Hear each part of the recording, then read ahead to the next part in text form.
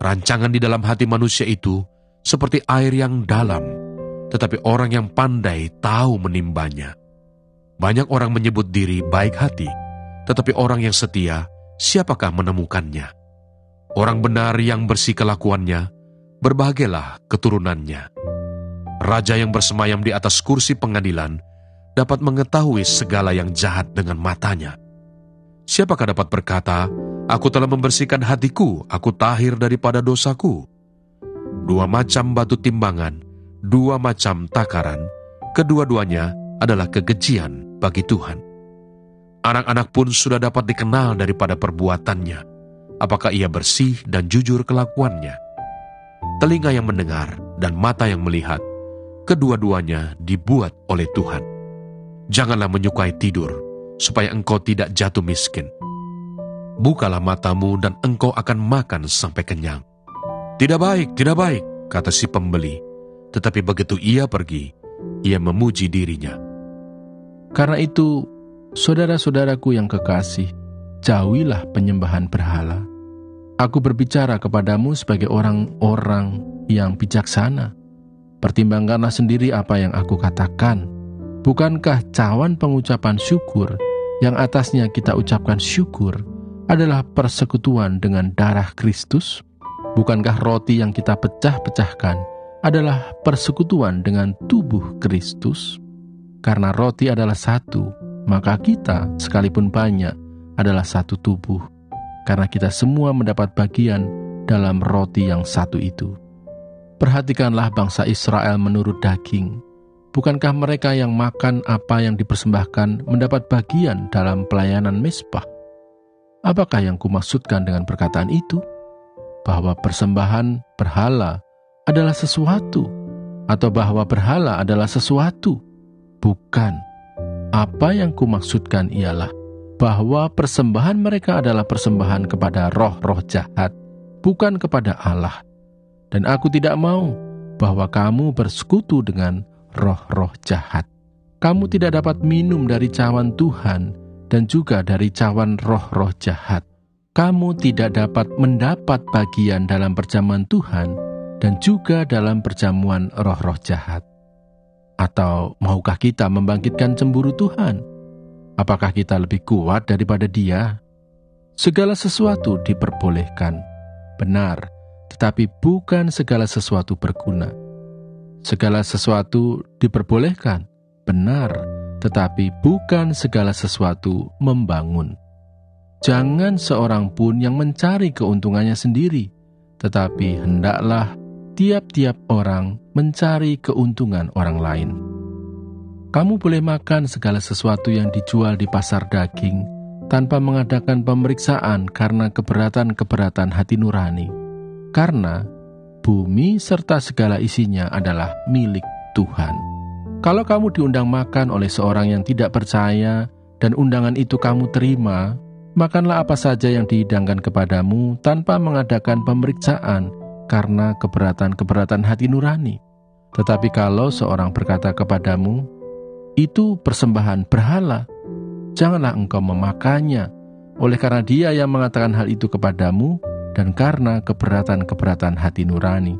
Yang aku maksudkan dengan keberatan-keberatan bukanlah keberatan-keberatan hati nuranimu sendiri, tetapi keberatan-keberatan hati nurani orang lain itu. Mungkin ada orang yang berkata, mengapa kebebasanku harus ditentukan oleh keberatan-keberatan hati nurani orang lain? Kalau aku mengucap syukur atas apa yang aku turut memakannya, mengapa orang berkata jahat tentang aku karena makanan yang atasnya aku mengucap syukur? Aku menjawab, jika engkau makan atau jika engkau minum atau jika engkau melakukan sesuatu yang lain, lakukanlah semuanya itu untuk kemuliaan Allah. Janganlah kamu menimbulkan syak dalam hati orang, baik orang Yahudi atau orang Yunani maupun jemaat Allah. Sama seperti aku juga berusaha menyenangkan hati semua orang dalam segala hal, bukan untuk kepentingan diriku, tetapi untuk kepentingan orang banyak, supaya mereka beroleh selamat. Jadilah pengikutku, sama seperti aku juga menjadi pengikut Kristus. Pada waktu itu Salomo menyuruh para tua-tua Israel dan semua kepala suku, para pemimpin puak orang Israel berkumpul di Yerusalem untuk mengangkut tabut perjanjian Tuhan dari kota Daud, yaitu Sion. Maka pada hari raya di bulan ke-7, berkumpullah di hadapan raja semua orang Israel. Setelah semua tua-tua orang Israel datang, maka orang-orang Lewi mengangkat tabut itu. Mereka mengangkut tabut itu dan kemah pertemuan dan segala barang kudus yang ada dalam kemah itu. Semuanya itu diangkut oleh imam-imam dan orang-orang Lewi. Tetapi Raja Salomo dan segenap umat Israel yang sudah berkumpul di hadapannya berdiri di depan tabut itu dan mempersembahkan kambing domba dan lembu sapi yang tidak terhitung dan tidak terbilang banyaknya. Kemudian imam-imam membawa tabut perjanjian Tuhan itu ke tempatnya, di ruang belakang rumah itu, di tempat maha kudus, tepat di bawah sayap kerup-kerup. Jadi kerup-kerup itu mengembangkan kedua sayapnya di atas tempat tabut itu, sehingga kerup-kerup itu menudungi tabut serta kayu-kayu pengusungnya dari atas. Kayu-kayu pengusung itu demikian panjangnya, sehingga ujungnya kelihatan dari tempat kudus, yang di depan ruang belakang itu, tetapi tidak kelihatan dari luar, dan disitulah tempatnya sampai hari ini. Dalam tabut itu tidak ada apa-apa selain dari kedua loh yang ditaruh Musa ke dalamnya di Gunung Horeb, ketika Tuhan mengikat perjanjian dengan orang Israel pada waktu perjalanan mereka keluar dari Mesir. Lalu para imam keluar dari tempat kudus. Para imam yang ada pada waktu itu, semuanya telah menguduskan diri, lepas dari giliran rombongan masing-masing. Demikian pula para penyanyi, orang Lewi semuanya hadir, yakni Asaf, Heman, Yedutun, beserta anak-anak dan saudara-saudaranya. Mereka berdiri di sebelah timur mezbah, berpakaian lenan halus dan dengan ceracap, gambus dan kecapinya, bersama-sama 120 imam peniup nafiri. Lalu para peniup nafiri dan para penyanyi itu serentak memperdengarkan paduan suaranya untuk menyanyikan puji-pujian dan syukur kepada Tuhan. Mereka menyaringkan suara dengan nafiri, ceracap, dan alat-alat musik sambil memuji Tuhan dengan ucapan, sebab Ia baik, bahwasanya untuk selama-lamanya kasih setianya. Pada ketika itu rumah itu, yakni rumah Tuhan, dipenuhi awan, sehingga imam-imam itu tidak tahan berdiri untuk menyelenggarakan kebaktian oleh karena awan itu, sebab kemuliaan Tuhan memenuhi rumah Allah. 2 Tawarikh pasal 6. Pada waktu itu berkatalah Salomo, Tuhan telah memutuskan untuk diam dalam kekelaman. Sekarang aku telah mendirikan rumah kediaman bagimu, tempat engkau menetap selama-lamanya. Tuhan menepati janjinya kepada Daud. Kemudian berpalinglah raja, lalu memberkati seluruh jemaah Israel.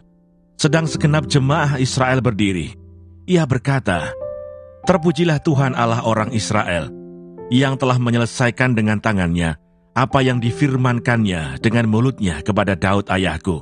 Demikian, sejak aku membawa umatku keluar dari tanah Mesir, tidak ada kota yang kupilih di antara segala suku Israel untuk mendirikan rumah di sana sebagai tempat kediaman namaku. Dan tidak ada orang yang kupilih untuk menjadi raja atas umatku Israel. Tetapi kemudian aku memilih Yerusalem sebagai tempat kediaman namaku, dan memilih Daud untuk berkuasa atas umatku Israel. Ketika Daud ayahku bermaksud mendirikan rumah untuk nama Tuhan, Allah Israel, berfirmanlah Tuhan kepadanya, Engkau bermaksud mendirikan rumah untuk namaku, dan maksudmu itu memanglah baik. Hanya bukanlah engkau yang akan mendirikan rumah itu, melainkan anak kandungmu yang akan lahir kelak. Dialah yang akan mendirikan rumah itu untuk namaku. Jadi Tuhan telah menepati janji yang telah diucapkannya.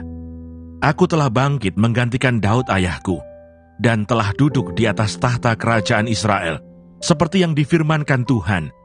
Aku telah mendirikan rumah ini untuk nama Tuhan, Allah Israel, dan telah menempatkan di sana tabut yang memuat perjanjian yang telah diikat Tuhan dengan orang Israel. Doa Salomo. Kemudian berdirilah ia di depan mezbah Tuhan, di hadapan segenap jemaah Israel, lalu menadahkan tangannya, karena Salomo telah membuat sebuah mimbar tembaga yang panjangnya 5 hasta. lebarnya 5 hasta, dan tingginya 3 hasta, yang ditaruhnya di halaman. Ia berdiri di atasnya lalu berlutut di hadapan segenap jemaah Israel dan menadahkan tangannya ke langit sambil berkata, "Ya Tuhan Allah Israel, tidak ada Allah seperti Engkau di langit dan di bumi. Engkau yang memelihara perjanjian dan kasih setia kepada hamba-hambamu yang dengan segenap hatinya hidup di hadapan-Mu. Engkau yang tetap berpegang pada janji-Mu terhadap hamba-Mu Daud, ayahku, dan yang telah menggenapi dengan tangan-Mu apa yang Kau firmankan dengan mulut-Mu, seperti yang terjadi pada hari ini. Maka sekarang ya Tuhan Allah Israel, peliharalah apa yang Kau janjikan kepada hamba-Mu Daud ayahku dengan berkata, keturunan-Mu takkan terputus di hadapanku dan tetap akan duduk di atas tahta kerajaan Israel. Asal anak-anak-Mu tetap hidup menurut hukum-Ku, sama seperti Engkau hidup di hadapanku. Maka sekarang, ya Tuhan Allah Israel, biarlah terbukti kebenaran firman-Mu yang telah Kau ucapkan kepada hamba-Mu Daud. Tetapi benarkah Allah hendak diam bersama dengan manusia di atas bumi? Sesungguhnya langit, bahkan langit yang mengatasi segala langit pun, tidaklah dapat memuat Engkau. Terlebih lagi rumah yang kudirikan ini. Maka berpalinglah kepada doa dan permohonan hamba-Mu ini, ya Tuhan Allahku. Dengarkanlah seruan dan doa yang hamba-Mu panjatkan di hadapan-Mu ini. Kiranya mata-Mu terbuka terhadap rumah ini, siang dan malam, terhadap tempat yang Kau katakan akan menjadi kediaman nama-Mu. Dengarkanlah doa yang hamba-Mu panjatkan di tempat ini, dan dengarkanlah permohonan hamba-Mu dan umat-Mu Israel yang mereka panjatkan di tempat ini. Bahwa Engkau juga yang mendengarnya dari tempat kediaman-Mu, dari surga, dan apabila Engkau mendengarnya, maka Engkau akan mengampuni.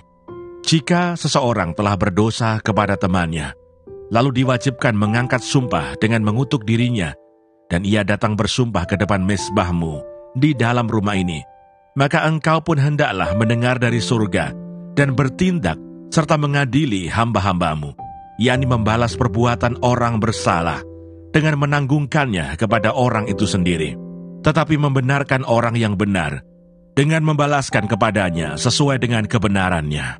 Apabila umat-Mu Israel terpukul kalah oleh musuhnya karena mereka berdosa kepadamu, kemudian mereka berbalik dan mengakui nama-Mu, dan mereka berdoa dan memohon di hadapan-Mu di rumah ini, maka Engkau pun kiranya mendengar dari surga dan mengampuni dosa umat-Mu Israel, dan mengembalikan mereka ke tanah yang telah Kau berikan kepada mereka dan nenek moyang mereka. Apabila langit tertutup sehingga tidak ada hujan, sebab mereka berdosa kepadamu, lalu mereka berdoa di tempat ini dan mengakui nama-Mu, dan mereka berbalik dari dosanya, sebab Engkau telah menindas mereka, maka Engkau pun kiranya mendengarkannya di surga dan mengampuni dosa hamba-hamba-Mu, umat-Mu Israel. Karena Engkaulah yang menunjukkan kepada mereka jalan yang baik yang harus mereka jalani, dan Engkau kiranya memberikan hujan kepada tanah-Mu yang telah Kau berikan kepada umat-Mu menjadi milik pusaka. Apabila ada kelaparan di negeri ini, apabila ada penyakit sampar, hama dan penyakit gandum, belalang dan belalang pelahap, apabila musuh menyesakkan mereka di salah satu kota mereka, apabila ada tulah atau penyakit apapun, lalu seseorang atau segenap umat-Mu Israel memanjatkan doa dan permohonan di rumah ini dengan menadahkan tangannya, karena mereka masing-masing mengenal tulahnya dan penderitaannya sendiri, maka Engkau pun kiranya mendengar dari surga tempat kediaman-Mu yang tetap, dan kiranya Engkau mengampuni dan membalas kepada setiap orang sesuai dengan segala perbuatannya, karena Engkau mengenal hatinya. Sebab Engkau sajalah yang mengenal hati anak-anak manusia, supaya mereka takut akan Engkau dan mengikuti segala jalan yang Engkau tunjukkan selama mereka hidup di atas tanah yang telah Kau berikan kepada nenek moyang kami. Juga apabila seorang asing yang tidak termasuk umat-Mu Israel datang dari negeri jauh, oleh karena nama-Mu yang besar, tangan-Mu yang kuat, dan lengan-Mu yang teracung, dan ia datang berdoa di rumah ini, maka Engkau pun kiranya mendengar dari surga, dari tempat kediaman-Mu yang tetap, dan kiranya engkau bertindak sesuai dengan segala yang diserukan kepadamu oleh orang asing itu, supaya segala bangsa di bumi mengenal namamu, sehingga mereka takut akan engkau, sama seperti umatmu Israel, dan sehingga mereka tahu bahwa namamu telah diserukan atas rumah yang telah kudirikan ini.